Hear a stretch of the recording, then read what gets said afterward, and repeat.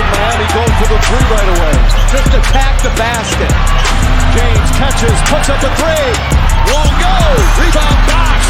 Back out to Allen. His three-pointer. Bang! Tie game with 5 seconds remaining.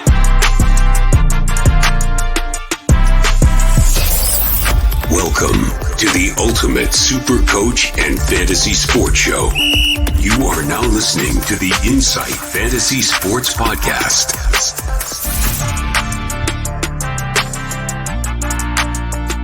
Boom shakalaka! The man's there with the hood fighting now. Welcome to a Inside Podcast Network NBA podcast. I am your host at NBA G Wiz, also known as Manny Garrett, and Mr. G, because it says here on my cup, Mick Dell. Hello, Mr. G. How's this? We get to How talk you doing? NBA to the millions of Inside Fantasy Sports followers. How good is this? Mate, it's absolutely huge. Much love to you, Mickey Dell. Of course, you're also known as at B1GH0RSE- which is we call the big horse. And you can check him out on all of the socials as well. We're going to get down to do something today, which is a little bit fun. It's a bit of a chopping up of the first NBA mock draft really that we've come across for the 23-24 season. Last Monday marked the first fantasy mock draft of the 23-24 season through RotoWire.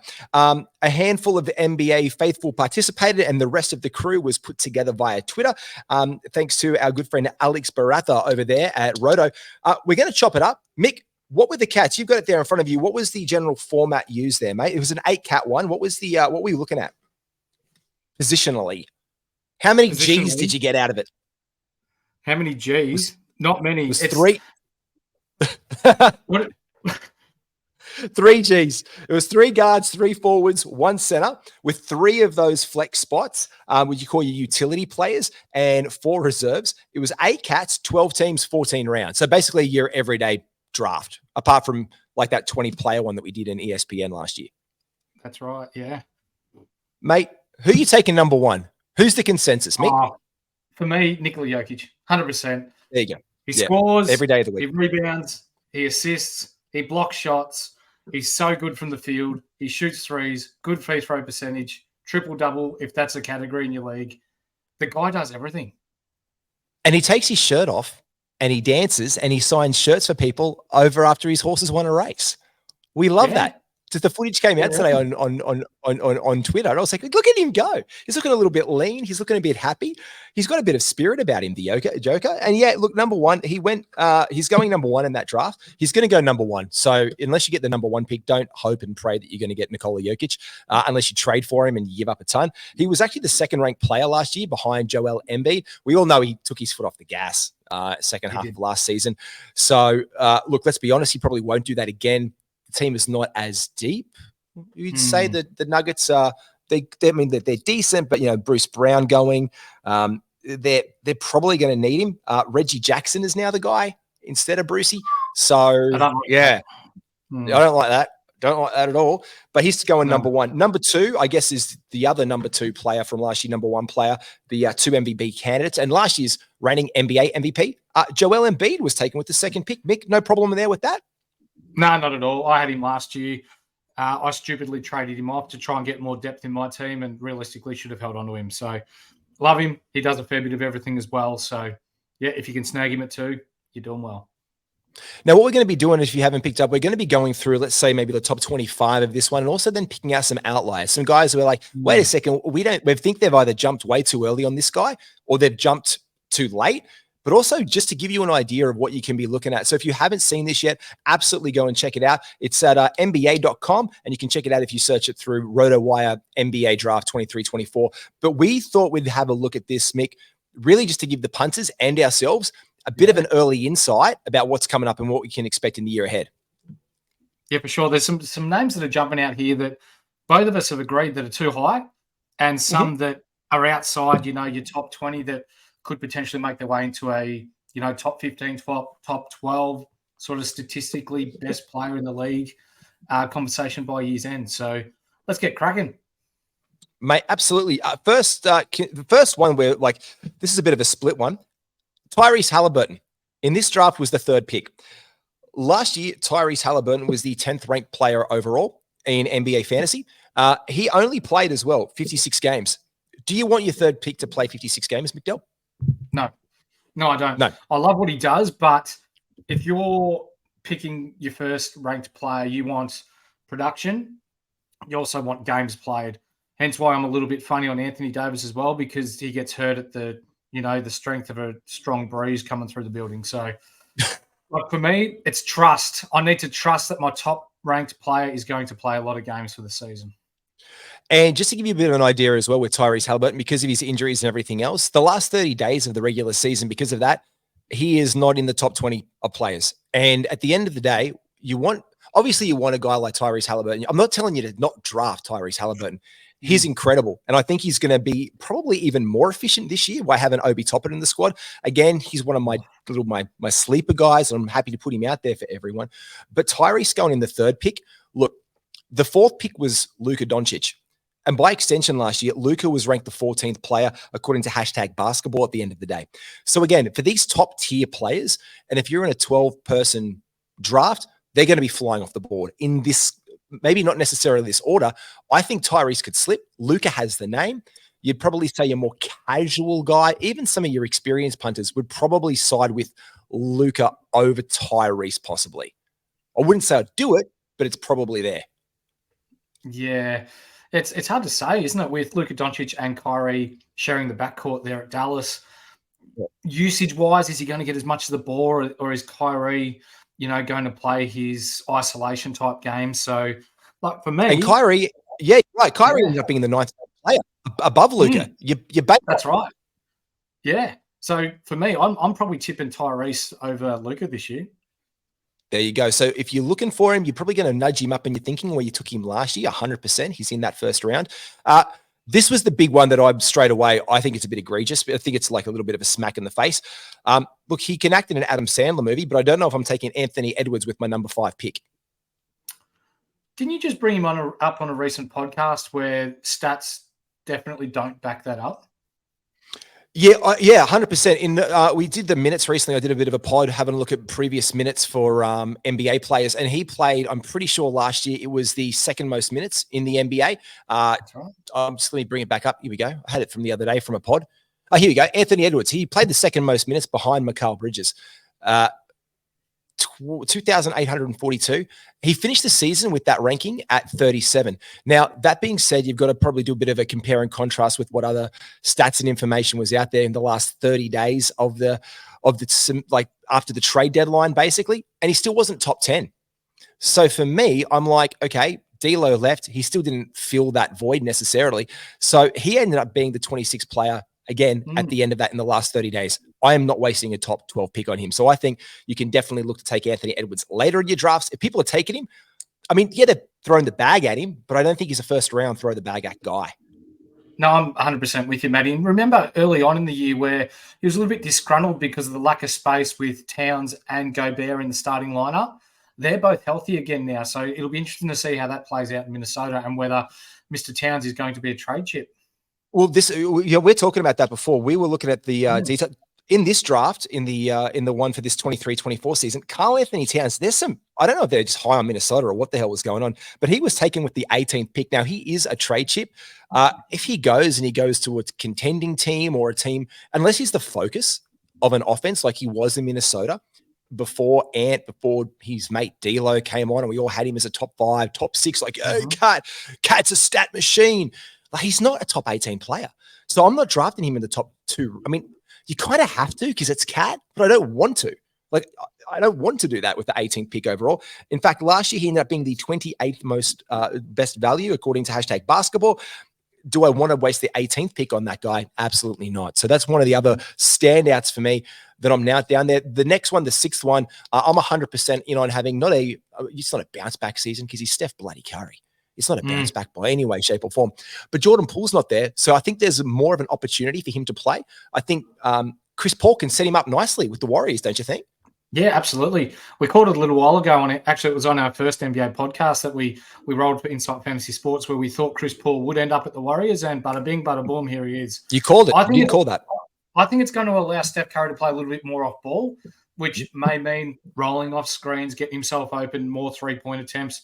It could work in Curry's favour here. 100%. And look, at the end of the day, I'm predicting that Chris Paul is going to be the sixth man of the year. If you can get sideways on that one, Chris Paul, sixth man of the year. It's definitely, if he can accept his role as like, hey, I'm older, I've moved on, I'm trying to win a championship here, I'm the good soldier, and he still does his thing. And more efficiently because he doesn't have that pressure of being a starter like he did in Phoenix. I think there's definitely a pathway for him.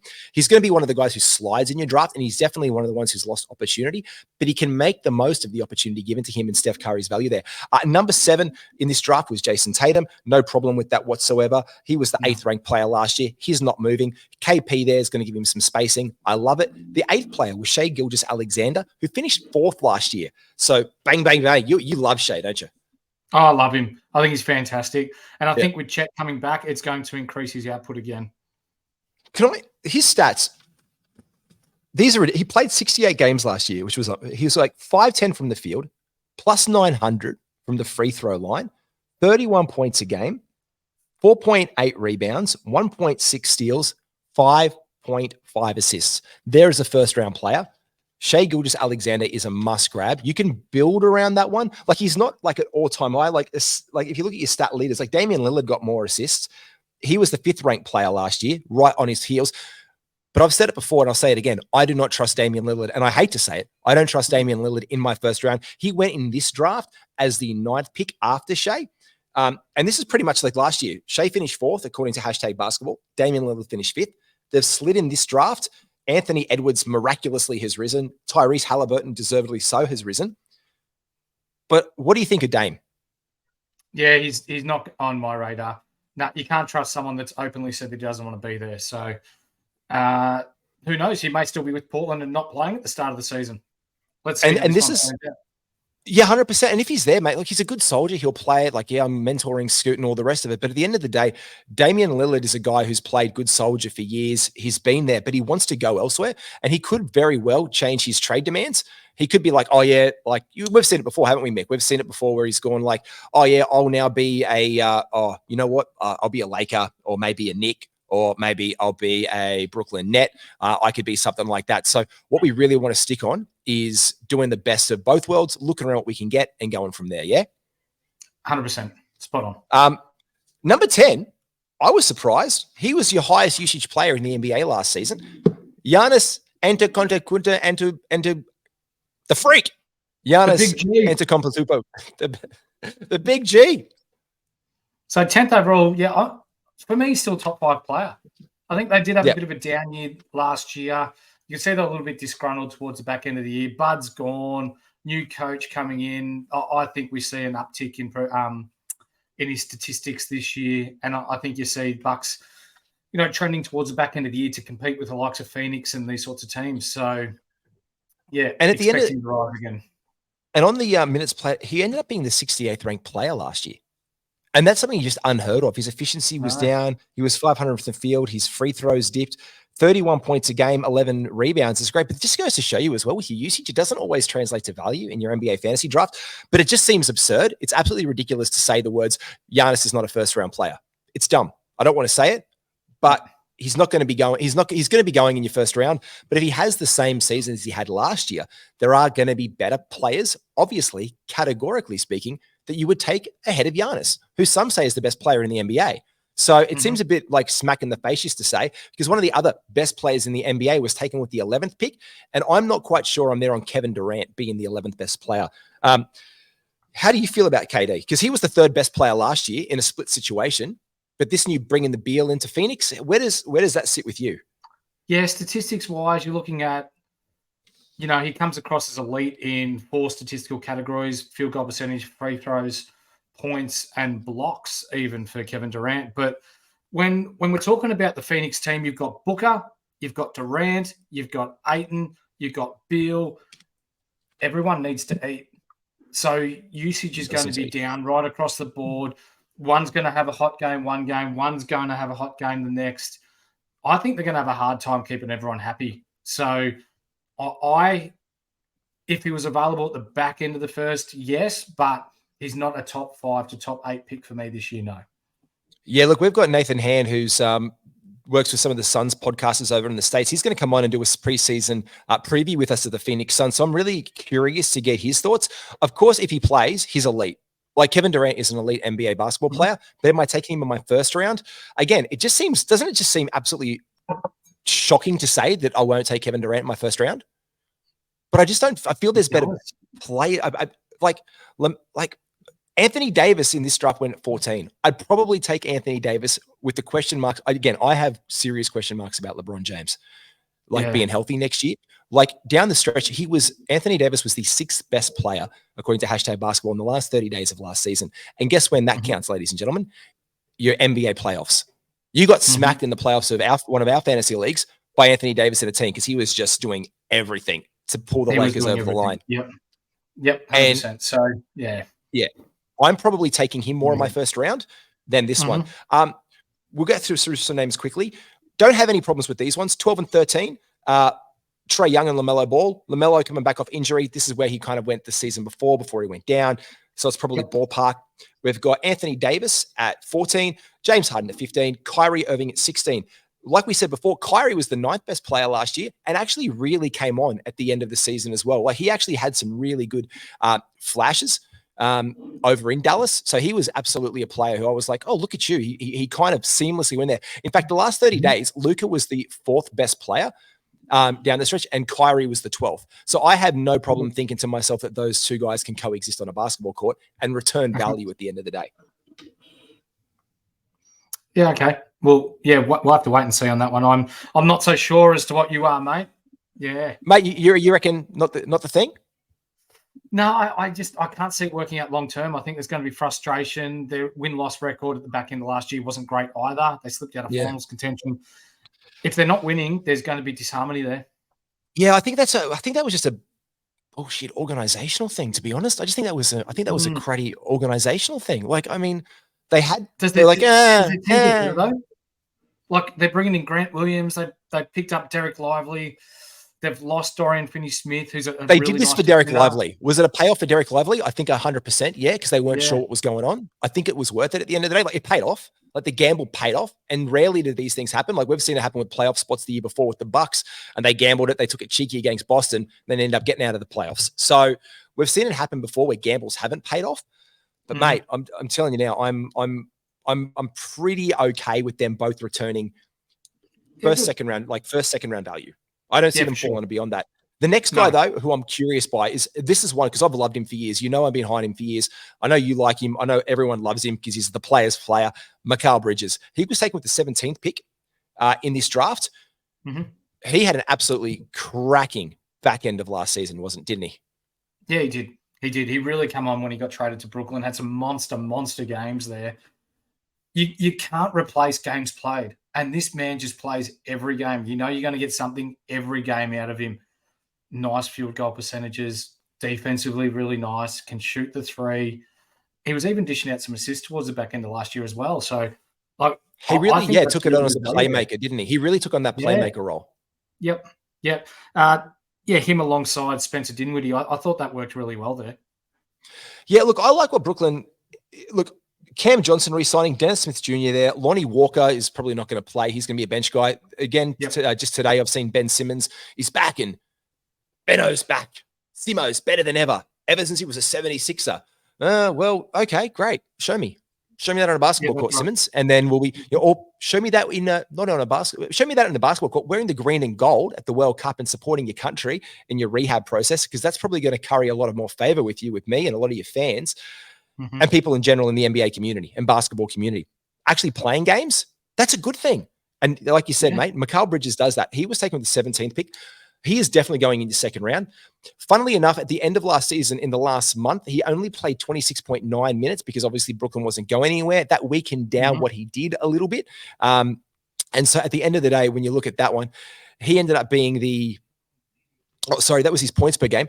He ended up playing a total bunch of minutes down the stretch. He put up the steals. He put up the blocks as usual. He did his thing, but he ended up being the 44th ranked player because he didn't get the minutes and his efficiency went down a little bit. So this is where his efficiency was much higher at Phoenix, but it comes down. He's definitely worth taking a second, third round pick on. A 19th pick, Jaren Jackson Jr., who I snaked in a lot of drafts because he was injured last year. And he was an absolute monster. He was the 13th round player, 13th best player overall in NBA fantasy, according to hashtag basketball last season. And that's overall. Down the stretch, he was the 22nd ranked player. So I grabbed him in the 5th round. Massive. He's not going to return the same value this year as that, but he will for that 25 game stint with Ja Morant. You just did a podcast, mate, with Matty O'Brien about like Ja Morant and how to draft Ja. How does that impact the rest of the Grizzlies, like him and Desmond Bane, do you think? Yeah, to start off with, I think it positively affects Jaren Jackson Jr., especially on the offensive end. Defensively, I think he'll be right throughout the season, especially with Steven Adams coming back and holding down the middle as well. So when that's the thing, isn't it? And that's the thing. There was opportunity there because Steven Adams was out for a lot of the last year. Yeah, I don't mind that. You reckon? So you reckon he's going to space the floor a bit more? They're going to use him offensively as that, not as the defensive presence that he was. I think you'll find when he's in a pick and roll with Marcus Smart or one of their ball handlers, I think you'll see him popping a lot more, whereas Steven Adams will be rolling to the rim a bit more. And then when they're playing the pick and roll with Steven Adams, you can put him in the corner and he can shoot the corner three. So he's got many ways that he can score. Mate, he was 23.5 points a game, 7 rebounds, 2.4 blocks, a steal a game. If he could up his assists a bit more from 1.2, for me, that's value in that second round. I'm 100% looking at him there. He was the 19th pick. The 20th pick was the Don Mitchell. Love that pick. Love Donovan Mitchell. He was the 15th ranked player overall in NBA fantasy last season, and I love him at the 20th pick. It's a bit more value there. Old mate, Domantas Sabonis. Funnily enough, he got taken in this draft with the 21st pick, and last year he was the 21st pick overall or value overall from hashtag basketball. Nothing's changing with Domantas Sabonis, is it? I don't think so. If anything, he slightly increases in value there. I think the Kings, another year older, himself, Fox, a bit more cohesion there. They've got a really exciting list there. I really like that team. Now, what we're doing right now is we're entering that, like in a 12-team draft like this one, we're coming back to the 24th pick, and that's obviously the turn where the first pick overall gets that 24th pick on that come back around, and then they pick up the 25 pick. So if you look at how they built their team out overall, their first pick was Nikola Jokic. Great first pick, but you've got to wait a long time between your first pick and your next pick. So you've got to make the most of it on those turns, especially if you're that one. So to see how it plays out, and I haven't done this exercise yet, look, the first person to draft with the number 1 pick took Nikola Jokic. Then they took Kristaps Porzingis, and then they took Pascal Siakam. So the 24th pick was Kristaps. The 25th pick, it's Pascal. Yeah. Siakam.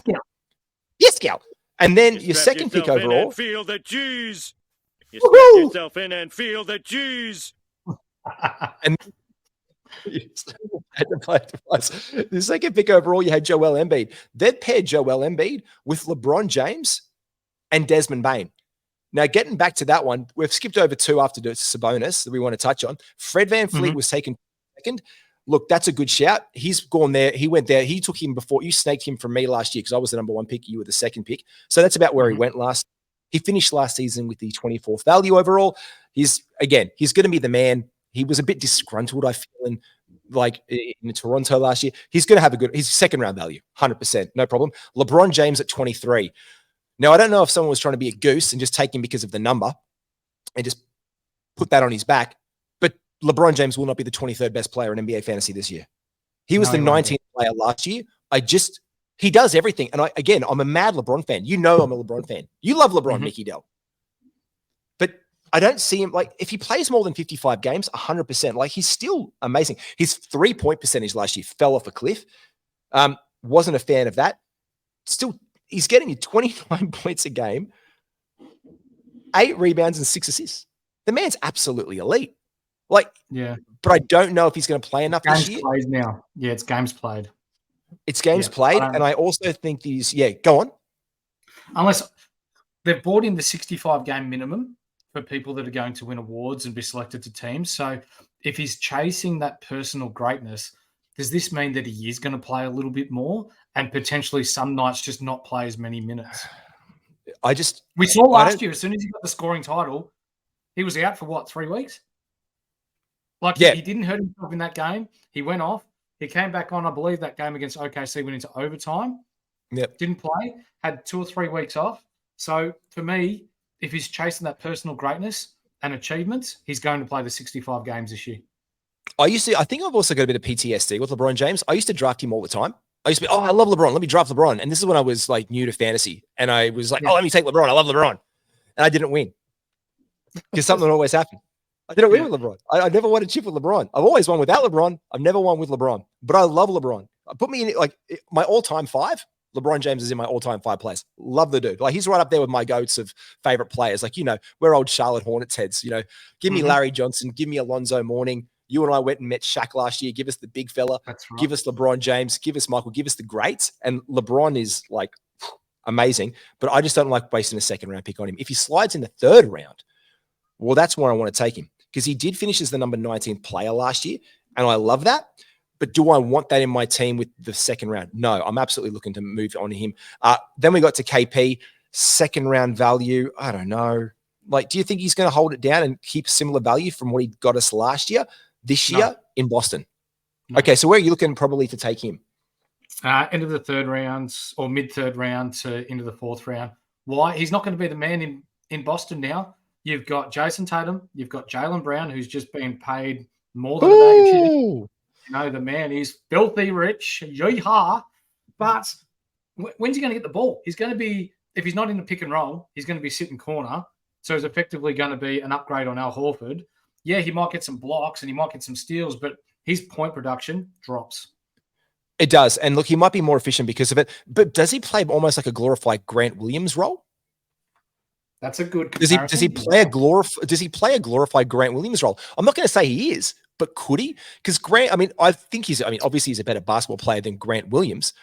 Mm-hmm. And if they do run a double big rotation, so let's say like you're starting 5 just haphazardly and they don't start KP at the center. So let's say your center is Al Horford to start. Or Robert Williams will be your starting center. Yes, he will. KP at your power forward. You've got your small forward being Jason Tatum, Jaylen Brown being your shooting guard, and Derek White as your point guard to start off the team. That's a great starting 5. That's a championship winning 5. 100% is. Like the Boston Celtics are going to be bound for the Eastern Conference Finals again this year, barring injuries and whatever the hell bloody unfolded last year with those guys.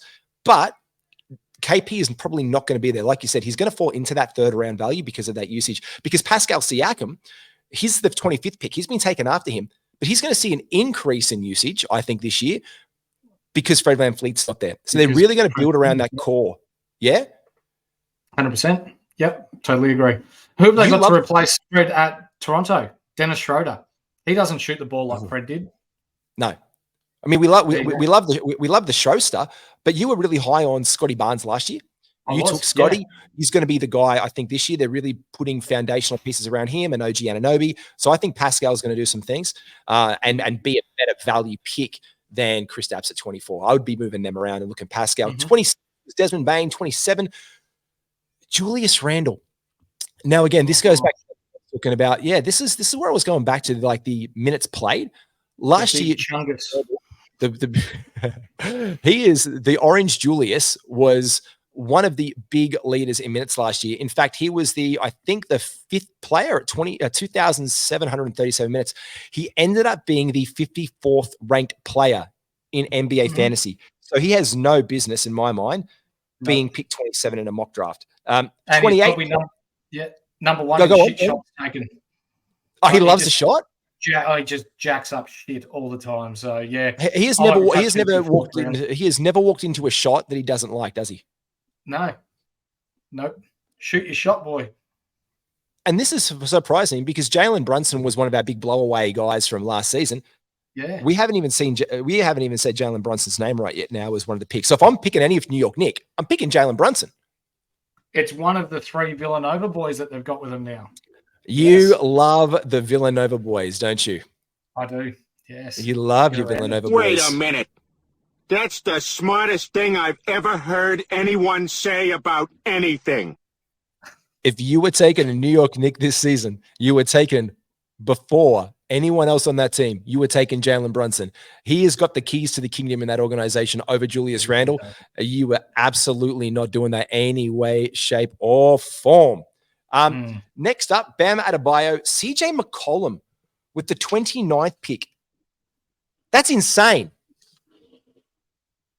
I'm looking through my forms. Oh, here you go. 70 bloody 5. 75th. Yeah, he had a broken thumb or something. He was playing with a broken thumb last year. So Yeah, but who cares? That was part of the reason why his production went down. But I think if Brandon Ingram's healthy, he's the one that's rolling that offense there.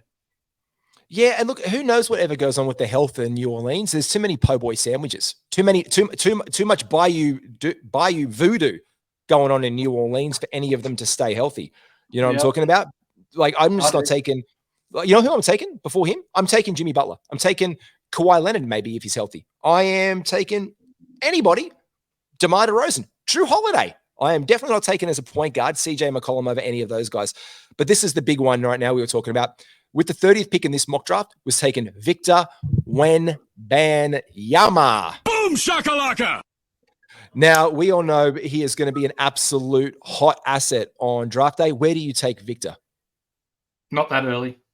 No, not for me. If we're talking about rookies and rookie productions, I think Chet is going to win Rookie of the Year, and I think his output is going to outlast Victor's this year. I think we're going to have one of those. For me, you know what? And this is like, because I'm a bit of an old head. I'm going back to the Shaq Lonzo Mourning days. Two exceptional centers. Both of these guys have really lithe frames. They're very similar. Like back in the old day, Shaq and Zoe were very similar, just muscular, big, strong dudes. Even Shaq was bigger than Zoe. I think I'm just getting that vibe. I'm just getting like this whole, like, your number one and number two picks, basically, because Chet was a number one potential pick, is going to have a massive season. Victor at pick 30 could absolutely put it up. I don't know if they play the stretch and risk him getting injured in San Antonio, if they're not being competitive, or do they just let him roll out to get Rookie of the Year and play him as much as possible? I don't know. They've got a lot of youth there, so they could totally swing that youth movement into full effect and rest him some games down the stretch. With the 30th pick, it is a gamble, but we all know that he's going to fly off on your NBA draft boards.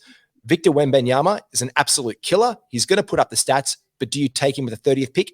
I'm not so sure, but he's probably going to go in every third round. 31 was Devin Booker. 32 was Larry Markkinen. We just did a pod. I just did a pod on opportunity. Larry was the opportunity guy of last season. You love Larry, don't you? I had him. Yeah. Loved him. Yeah. We had him. And picked him up in the 5th round last year. Yeah, it was sneaky. I got to say, hat off to you, because this is also how you should. You should be a sneaky son of a gun like Mick Dell, because we did 2 drafts in one day. We did our Yahoo one before our ESPN one. And I took Larry, and everyone's like, "Oh, that's a great pick. That's a great pick in our Yahoo." So I'm thinking, yeah. I'm just gonna take Larry again, low key in ESPN. And in the round that I was about to take him and snake him, Mick Dell took him from me, gave me the big middle finger, and said, "Thanks very much, Matty Garrett. I take that tip." And he took him, and you rode him, and you absolutely crushed with Larry. He is brilliant. He was the 18th ranked player last year overall. So taking him again at the 32nd pick is pretty much sliding him down the ladder. John Collins coming to town could hurt him a little bit, 100%. Like because I think Collins is going to have a solid performance in Utah. I think they've got a better culture around that team, because we're going to get to one of your guys who got taken with the 37th pick in a minute, Walker Kessler. Yeah. Now, he was the 67th pick. You love Kessler. Yeah, I had him last year. Loved him. Picked him up off waivers after, might have been week 3 or week 4 when he started playing a little bit. And then bang, he was, I think one game he got like 8 or 9 blocks and won me my blocks cat for the week in one game. Like, it was ridiculous. I really like him. And he started to stretch his game out. He's starting to shoot some threes as well. So hopefully there's a little bit more development there. That early, I'm not so sure. Yeah, 100% not taking him at 37. He's almost like, but if you look at it like historically, he's becoming like a Rudy Gobert player. Utah just loves a big guy who can't shoot free throws. I don't know what that is historically. Like, no, it's fine. Just don't take him. Just don't, because he only took, 2.2 a game, and he hit half of them. So pretty across the board there. 32 was Victor. Sorry, 32 was Lowry. 33 was Jimmy Butler. 34, no problem with Paul George there. 35, someone's seen Paul George be taken and quickly searching Kawhi, realized he's still there and taken Kawhi with the 35th pick. 36th pick was Miles Turner. I love that pick on Miles Turner. I think that's great value if he plays like he can play, but I'm not so sure.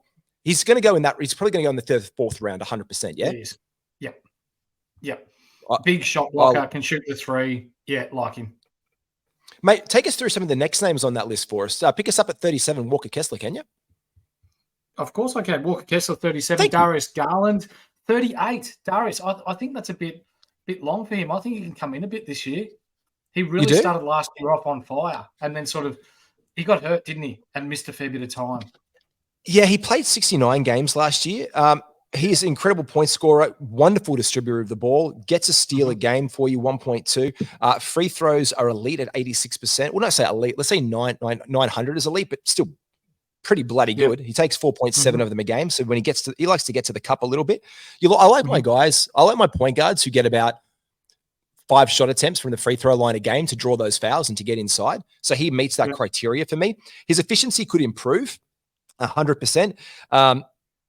463 from the field. If that goes up to 475, 480, or God forbid, it gets into that really elite zone like we were talking about to the Shai Gilgeous-Alexander plus 500s.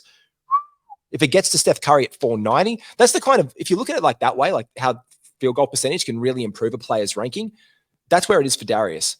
So he's at 463. Other point guards like Steph Curry, 493. Damian Lillard was 463, so very similar. But Damian Lillard has that higher free throw percentage, like plus 900, and more points per game. But you're right. Yeah, I like that. Who else is on that list there, mate? Yeah, got Cade Cunningham and Chet Holmgren, 39 and 40. I'm taking Chet there. One, isn't he?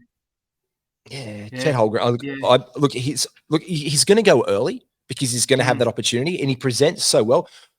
He's a risk. Both him and Wembanyama are the same. Their bodies, I don't know if they are NBA ready. I mean, Chet's a year older now, and he's done some strength work, but that's what appeals 40 to just me seems.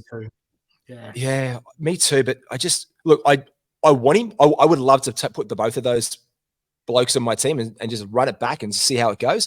But if I'm going to get one, I'm probably going to take Chet because he's going to slide, and I want to see where he slides to before I get him. Because I think Victor's just going to go earlier than Chet. Obviously, it has in this mock. I want to see where he goes. If I can get a round distance between them, not just 8 picks or 10 picks, if I can get a round and a half value between Chet and Victor, I'm definitely taking Chet there. DeJounte Murray, though, with the 41st pick. What do you think of that one? This one, the number 39 one, Cade Cunningham's one that interests me. He's got the keys to the city at Detroit. If he stays healthy, I think with the players that they've got coming in, I think Detroit can be sneaky exciting this year. I think they're going to be sneaky exciting. And look, I took him at the end of the second round last year. I picked him with the 24th pick. On that 24-25 turnaround just before you, because I wanted a point guard there to stack my assists because I got Jokic with my first pick. I wanted to add a playmaker and just stack that assists and steals and good, and those categories. I wanted guys across the board. Like I wanted double potential machines. I look for double doubles. I look for guys who can get me points and assists or points and rebounds, but also support that with other cats on excellent efficiency. That's like a little bit of a thing that I look for. And I thought Cade was going to be very capable of that. Young Thompson joining them, again, an opportunity. Jaden Ivey, more progression. This is double the spots down than he was going in drafts last year. So I think he could be sneaky value in that 39s, 100%. Zion Williamson with the 42nd pick. I just don't know what's going to happen with Zion. I mean, I just want him to be healthy. If he plays, if he plays in New Orleans, because I still think there's a sneaky chance he gets shipped out. Sneaky chance. Yeah, I just don't know. I want players that are going to play more than 29 games a season. So yeah, like I'd much rather take a Brandon Ingram from the same team, or while we're going down, a Scotty Barnes at 50 over Zion Williams at 42. If I know Scotty Barnes is going to play the majority of the games. Yeah, 100%. And when we start looking down this list and we start to compare a little bit, we've got the names popping up now, like you're saying, like Drew Holiday last year was the 31st ranked player overall. He's gone 45th on this sheet here. There's someone who I find a bit of sneaky value in. And this is where I think that Chet and Victor have an opportunity for somebody else to get you a very good pickup in your draft. And I think that very good pickup in your draft is Evan Mobley. Now, Evan Mobley went off in this mock draft at the 51st pick overall. I think that's a sneaky potential right there for very good things to happen. I think that is absolute value that's going to come in. He was the 53rd ranked player last year. So he's been drafted where he is, but he has the potential to slide because the next pick off at 52 was Alperen Şengün. And Alperen Şengün has more of a chance. He was the 66th player last year. But people looking for that breakout potential, that big step forward, Mick, that presents you opportunity to get someone who slides in your draft, yeah? 100%. I see that head nodding. I see that head The nodding. delicate dancer. Love him. Yep. Yeah, we absolutely love him. And you want to find that's the guys that you want to take. Yes, indeed. They are nice. This is one that I'm really curious at with the 47th pick, Jordan Poole. Mm-hmm. We're having a pool party. Pool party. I will be putting a tip on him to win the most improved player this year. I think at Washington, I think he's got the keys to the city there. I think he's just going to You do? all out. Yep, I really do. I did some interesting stats earlier. If you, for those of you who didn't hear that show, I did the Opportunity Knocks one, and I looked at Jordan Poole as one of the opportunity players of this season. I have a compare and contrast with his 21-22 season where Steph Curry was mostly injured. That's probably a better statistical profile to look at Jordan Poole. I wouldn't look at his 22-23 season. Look at him. Look down here. I think he was ranked. Let me go back. He was ranked in the 90s, I'm pretty sure. On my sheet. Yeah, 96th player according to #basketball last year overall. It wasn't like that was his season last year after being punched in the face by Draymond Green, right. Which we're still talking about a year later. Go Draymond. I like Draymond. Bloody hell, I like Draymond. 21st, 22nd, 21-22 season, he was the 52nd ranked player overall. Now here, he's being picked up with the value of the 47th ranked player. So whoever's picked him up is looking at this as a compare and contrast. And he's just been taken after Zach LaVine, who we don't know if he's long for Chicago. So Jordan Poole is a more appealing player to me than Zach LaVine because he has a role. He has 100%, like you said, keys to the kingdom kind of opportunity to take the most of that. And that's where Jordan Poole is going to absolutely bring you back some assets right now. I like the next pick, 48 was De'Aaron Fox. 49 was Jaylen Brown. Now, Jaylen Brown has slid down that radar a lot. Why? Because at the end of the day, KP is in town. He's been passed the bag, but you don't let that kind of guy go. You do not let a Jaylen Brown go off your books for absolutely nothing at all. It would just be organizational suicide, and they don't want to do that. So they obviously pick him up. They obviously pay him the bag because that's what he's deserved for being that one. Last year, he was absolutely sensational, but I don't like his handle. I don't know if he's learned to dribble yet. So he's probably gone where he's going to go in your draft. Scotty Barnes at pick 50 is someone who I'm absolutely looking to bounce back. This is a smart pick. If you thought he was sneaky under the radar, like I've been saying, already there's early things that, okay, Scotty's going to be moved forward in Toronto, Mick. And I know you love him. He's going at pick 50 here.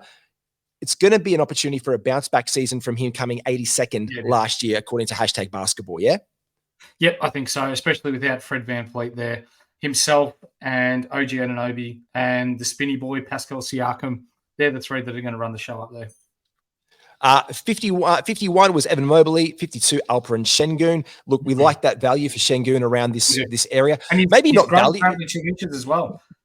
Mate, yeah, I heard that. Now. Yeah. I've grown a few inches. You saying that. It's exciting.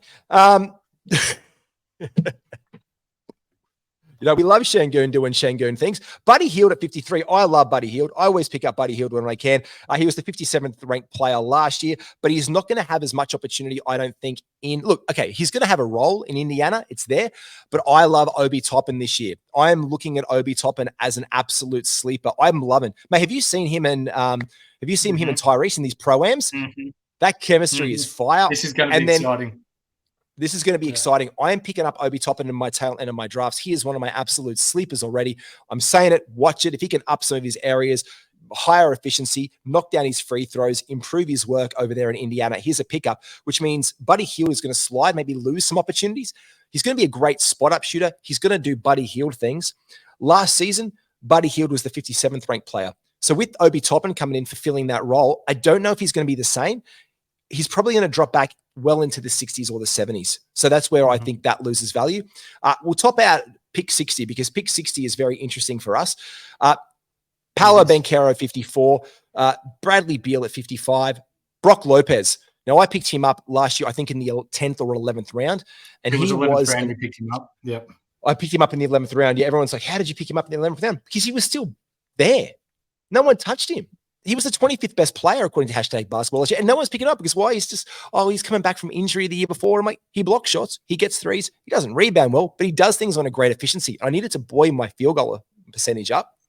He does that all right, but he can hit free throws for a big man. So he's not going to derail me there. And he brings me those out of position 3-pointers and he brings me block shots. So I had a ton of blocks last year by default.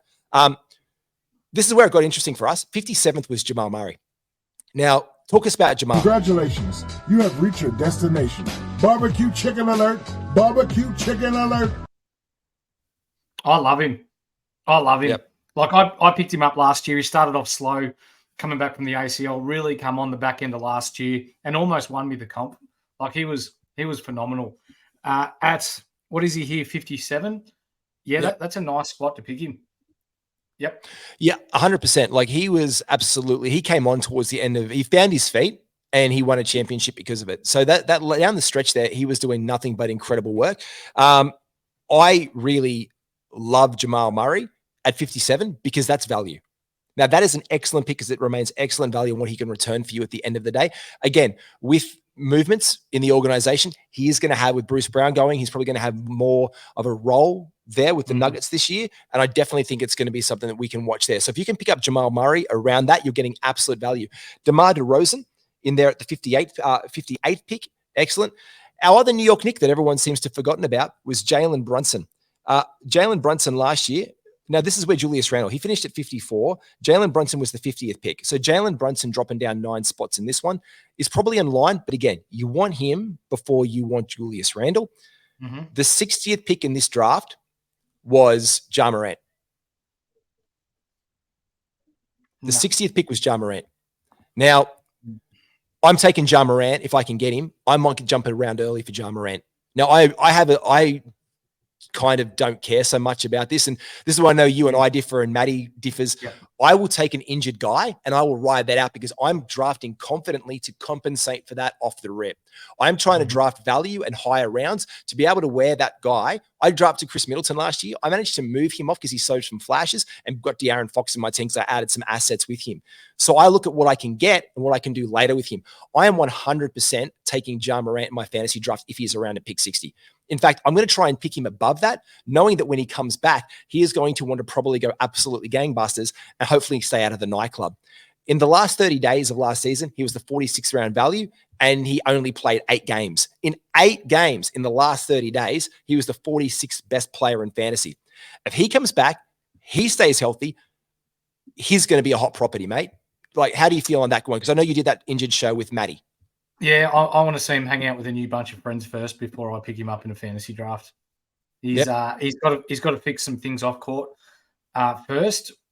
I feel a bit sorry for the Memphis Grizzlies organization. They're stuck between a rock and a hard place because there's players that have been caught with guns and shit before that have disappeared off the face of the earth when we talk about NBA basketball. So this man's very lucky. He's gotten second, third chances. I just hope he sticks with it and comes through. But when we're talking about fantasy basketball, you've got to be very confident that you can withstand not having him play for 8 weeks before you get him back. It's half a fantasy season. So if you're confident in drafting ability and you can cover for that, awesome. But if you're not, don't touch him. Now, this is where we wanted to finish up at number 60, but we're going to give you some hot names that we prepared off air and where they were falling and some other hot names from your NBA drafts. Following it on this one, taken above. This is an interesting one. Number 70 was PJ Washington. He was taken above the 78th pick, Miles Bridges, because a pending suspension has been not handed down for Miles Bridges officially yet, so we don't know what we're getting with Miles. But we have to remember he had an absolute breakout season before he missed all of last season because of off-the-court dramas. So if he's around in pick 78, he's definitely a value add there, Miles Bridges. Jalen Williams, the Bronco, I loved him. I picked him up last season. He went at 75. The name before that, 74, was Kyle Kuzma. Now, I think Kyle Kuzma has top 50 potential this year. Absolutely. So I'm looking at Kyle Kuzma, probably in that 60-ish range. I don't want to give up too much value. I want to get him back. So if he falls to 74, I reckon that was a great get. We did say we were going to wrap it up with these two blokes because this is a tale of 2 guards. Your 72nd pick in this mock draft was Jalen Green, and your 73rd pick was Scoot Henderson. Now, mate, Jalen Green, what are your thoughts on him? He throws shots from everywhere, doesn't he? He doesn't care where he's shooting the ball from. If he's within 40 feet, he's shooting it. So I don't like that because it kills your 3-point cats, your overall cats. Not for me. If he's there in the 70s, potentially, but I feel like a player like that will go earlier. Yeah, I feel like he ended up being in the 150s last year and the year before. We all think about that Jalen Green potential. from the end of his last month after the that All-Star break after his rookie season, where we're like, oh, if we can get this guy, we can get this guy. I know because I traded for him on draft day last year to get him straight away. I put KCP in with someone else. I put a pretty good pick in to get Jalen Green back because they weren't sold on his potential. They were seeing his upside. I rode him all year long. I had to bench him times so I wouldn't lose. Like a couple of matches, I had to bench him. It wouldn't like cost me my field goal percentage and my turnovers. I don't care about turnovers so much, but when you've got guys who have a high usage, they have high turnovers, generally speaking. So sometimes you've just got to like, what am I going to try and focus on to win? But Scoot Henderson at that pick, at the 73rd pick overall in this mock draft, I think that represents value because I think he could return down the stretch top 50 value, especially if Damian Lillard's in town. So that's the one we wanted to keep our eye on. Scoot Henderson could be your rookie pickup. Like Jalen Williams was for me last year, Scoot Henderson could be your rookie pickup if he slides in your drafts. He has all the potential to run the show in Portland. Once Damian Lillard gets out of there, Jerami Grant's going to be doing his thing, but they're going to put the focus at the tail end of your season, which is your fantasy playoff time, on Scoot Henderson. The man is electric. Showed up in Summer League, Mick, didn't he? Yeah, loved him. He's got a bit of everything, doesn't he? He's got a bit of pizzazz, I think you can call it. But even just seeing him rooting for his teammates when he wasn't playing, it shows that he's all in on the organisation, wants to be a big part of it as well. And if Damian Lillard goes, the keys are his. I know they've got Anthony Simmons there as well. Yep. But long-term wise, the keys are his. Yeah, you've got Simmons, you've got Sharpie, you've got I'm blanking on old mate's name right now. The other powerful. I'm blanking. Help me out with my Portland Trailblazers. They just picked him up. You got Nasir Little there as well. I like Nasir as well, Little. And it was I just said it. Jerami Grant. It was jobs for mates. Jerami Grant was a jobs for mates situation with Damian Lillard because Damian Lillard brought him over from Team USA, and now Lillard wants to bail. So they've given him the bag, 5 years, $160 million. He'll play, but I don't reckon he'll play down the stretch. So he'll be the feature maybe for a possible trade asset. They can move that contract, which I think is a shocking contract to try and move. But if they can move that, Scoot's going to, as you say, have the keys to the kingdom and put it up. Mate, that's going to do us. Check out the draft. Those are our first thoughts. Some of the way too early thoughts for this 23-24 NBA season. Mick Dell, absolute pleasure as always. Aren't you beautiful?